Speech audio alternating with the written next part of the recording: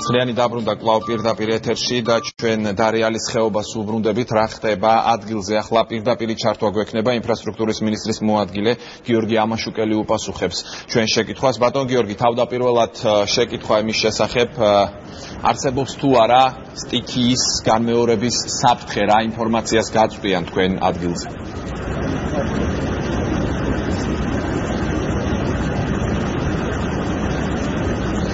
მოგესალმებით ახლა პირველ რიგში მოგესალმებით თქვენს გადამაყურებელებს.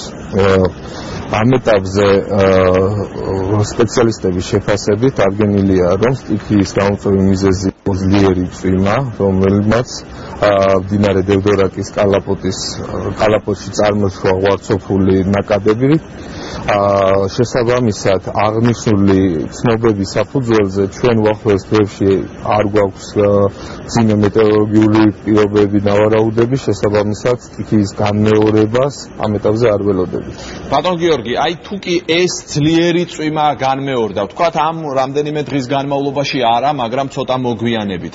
ანუ მსგავსი შედეგები ისევ შეიძლება დადგეს. მე შევახსენებ მაყურებელს, რომ ორი ადამიანია ამ წუთას დაკარგული, რომელსაც ეძებთ.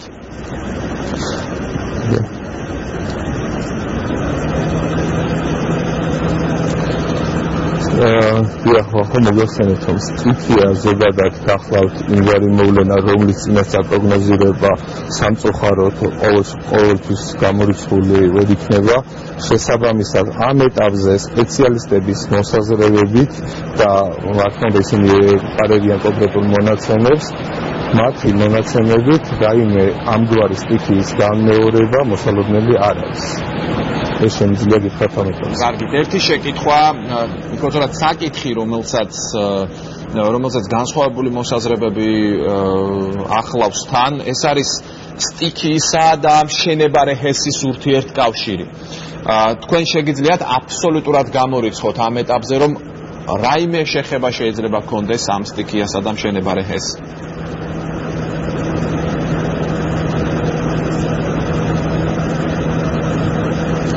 იმ ფაქტობრივი გარემოებების გათვალისწინებით, რომლებიც ამ გარემოებას ახლავს თან, ამ ეტაპზე არ მაქვს საფუძველი ეჭვი შევიტანო, რომ ამგვარი კავშირი არსებობდეს.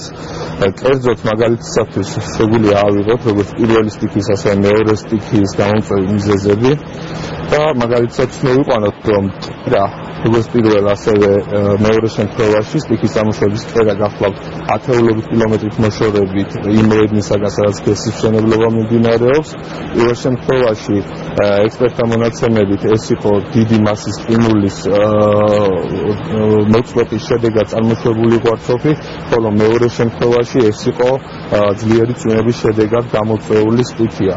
აქედან გამომდინარე, სამშენებლო მოედანზე პირობითად სამშენებლო ინფრასტრუქტურის სამუშაოებს ამდენად შეეძლო ძლიერი წვიმის გამოწვევა 10 კილომეტრის მოშორებით, ამგვარი საფუძველი მე მგონი ეს მაგალითი არ იძლევა, რომ ვივარაუდოთ.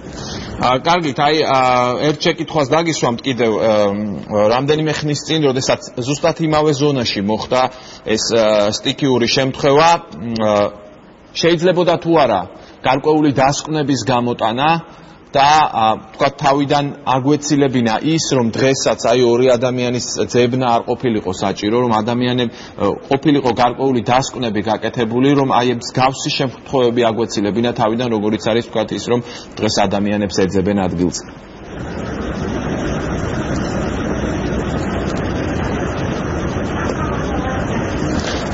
ინფრასტრუქტურული თვალსაზრისით მე ვფიქრობ, რომ ამ მოკლე პერიოდის განმავლობაში ამგვარი ღონისძიებების როგორც დაგეგმვა, ასევე გატარება და გათვლა პრინციპში წარმოუდგენელი და შეუძლებელია.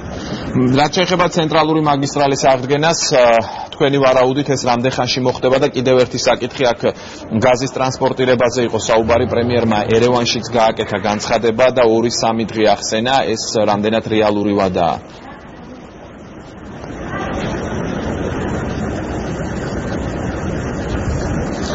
რაც შეეხება გაზის საკითხს, მოგესალმებით, რომ აღნიშნული მიეკუთვნება ენერგეტიკის სამინისტროს კომპეტენციას, ხოლო რაც შეეხება საავტომობილო გზას, ამ ეტაპზე თვითონ მოსული სამუშაო მოცულობის სიდიდიდან გამომდინარე გამიჭირდება გითხრათ ზუსტი ვადები, თუმცა შემიძლია ერთი საკითხის განსაზღვრა დაახლოებით 2 დღეში ჩვენ გვეცოდინება ზუსტი ვადა თუ როდის იქნება აღდგენილი საავტომობილო მიმოსვლა აღნიშნულ მონაკვეთზე.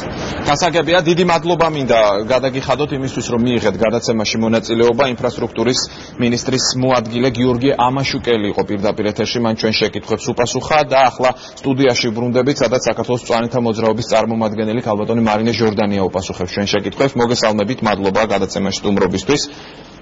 მოგესალმებით. ქალბატონ მარინე, თქვენ რას უკავშირებთ იმას, რაც მოხდა ხეობაში? ბოლო 4 თვის განმავლობაში უკვე მეორედ.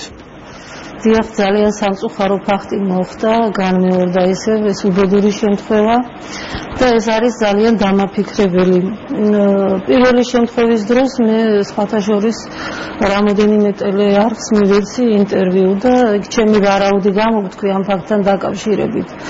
მე როგორც ბიოლოგი და ეკოლოგი სპეციალობით ვარაუდობ, რომ ჩვენ საერთოდ როდესაც რაღაცა დიდ პროექტებს ვახორციელებთ, აუცილებლად ისინი უნდა განვიხილოთ აი თანამედროვეობის ჭრილში.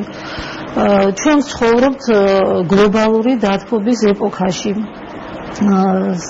რომელიც ძალიან დიდ ესეთ ეკოლოგიურ ცვლილებებს იწვევს დედამიწაზე და აუცილებლად ყველა დიდი ინფრასტრუქტურული პროექტები, რომელიც კი უნდა განხორციელდეს, რომლის გეგმებიც არსებობს, აუცილებლად უნდა აი ამ ჭრილში უნდა იქნას განხილული და განხორციელებული.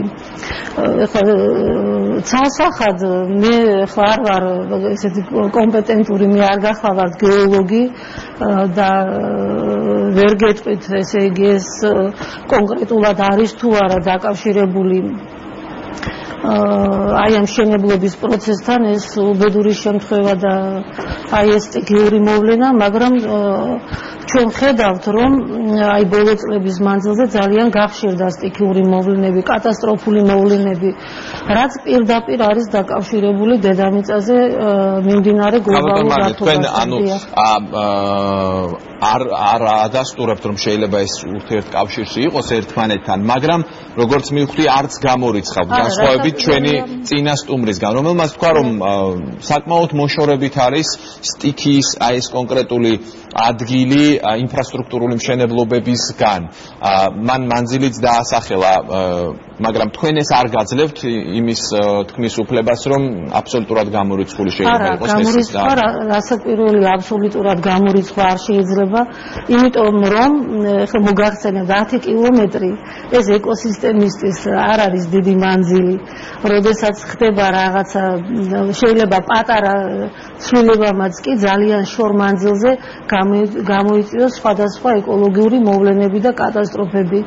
აი სახელმძღვანელოში მინდა მიუთითო მე ზოგიერთ ბატონებს გულისაშვილს აქვს მოყვანილი ასეთი მაგალითი, რომ ციმბირის ტყეში დიდი ფართობი ტყის გაჩეხვამ აფრიკის უდაბნოში, ეგვიპტის უდაბნოში გამოიწვია გაუდაბნოების პროცესი და შეიცვალა ტემპერატურა და გაძლიერდა ის გაუდაბნოების პროცესი. აი ხა წარმოიდგინეთ თქვენ მანძილი, რამხელა მანძილია ციმბირის ტყიდან ეგვიპტის უდაბნომდე.